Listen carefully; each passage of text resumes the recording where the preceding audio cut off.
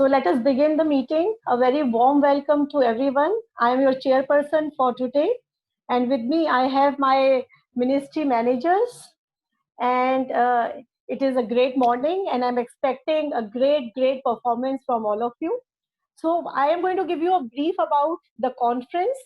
And after that, the ministry managers, the capable managers are going to take away the procedure from me.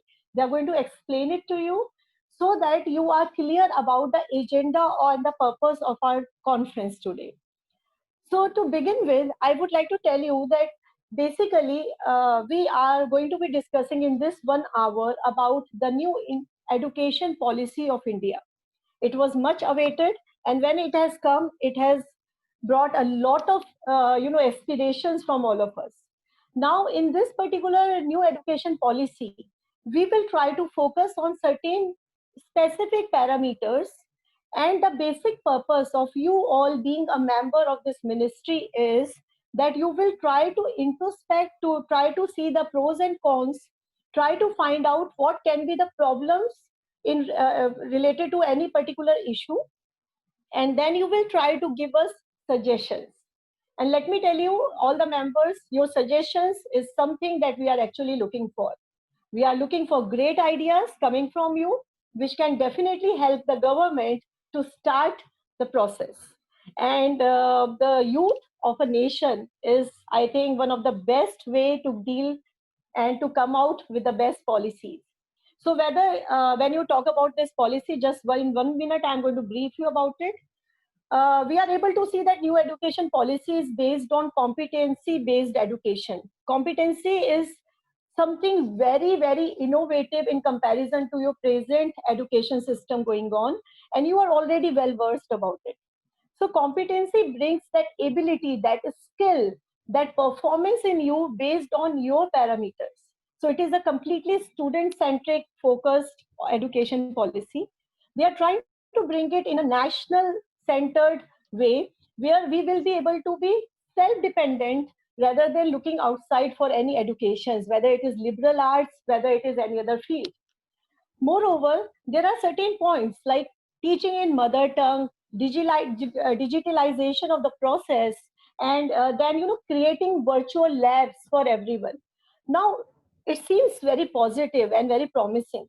But is it going to be that promising? And how are we going to be coping up with the challenges we are facing on this way?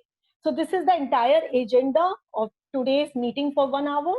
And you are supposed to be finding out solutions. You're supposed to give suggestions to make it more impactful. Now I hand over the procedure to my capable ministers, ministry managers, and Suryansh and Kush are going to take over the meeting, and they are going to tell you the procedure. All the best, everyone. Thank you so much, ma'am. It was really good working with you and hope so continuing to do so. First of all, I would like to appreciate the government because, like after 3 decades, almost 3 decades, we have finally achieved a new education policy. The education policy we are following since 3 decades was first established in 1968, where the 10 plus 2 plus graduation rule was introduced. After which, in 1986, only there was reformation of like Kendra Vidyalayas, but no sudden change in the educational system. Now, considering that this education policy provides many such things that has already been told by Dipali ma'am, there are kind of some loopholes in the convention, as well as there are some positive way, and its implementation is still in the debate right now.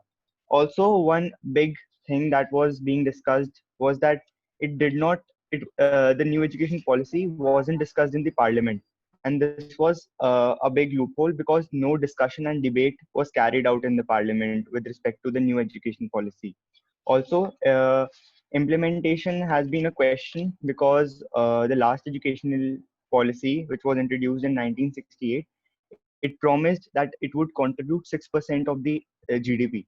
But since that year, we could only see maximum to maximum 3% of the GDP being contributed to education, and for higher education, it's still very low. So, in order to come back from those hard days, we need to confined, and we need to be sure about our words, whether how much we'll contribute it and how can we make the education best possible for all the stakeholders, including teachers, parents, and students as well. So I would give the floor for Khush Gulati if he wants to speak anything about the agenda.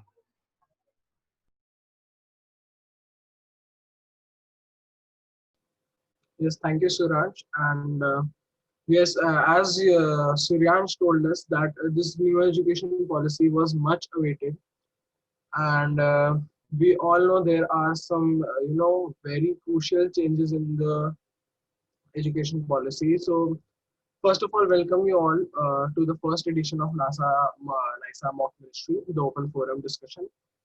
And here, as you know, we are discussing about the new education policy. And the biggest point is that there was no discussion in the parliament regarding the new education policy.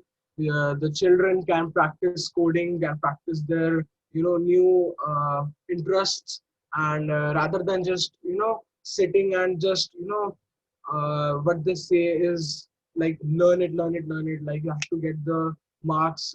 So it has crucially changed, and you have to take care of more of the interests. So that is basically the new education policy. Moreover, as we know, due to the COVID-19, there is a lot of impact of digitalization. As you know, online classes, online NEET, JEE papers have been taking place, and yes, a crucial change have been made place in the education policy, and this is the main agenda of today's meeting. So I would like everyone to post and yes, to start the debate and share your views on this topic. Thank you.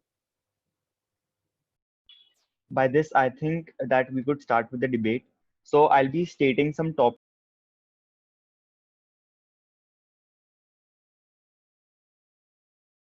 Suryansh, you're muted.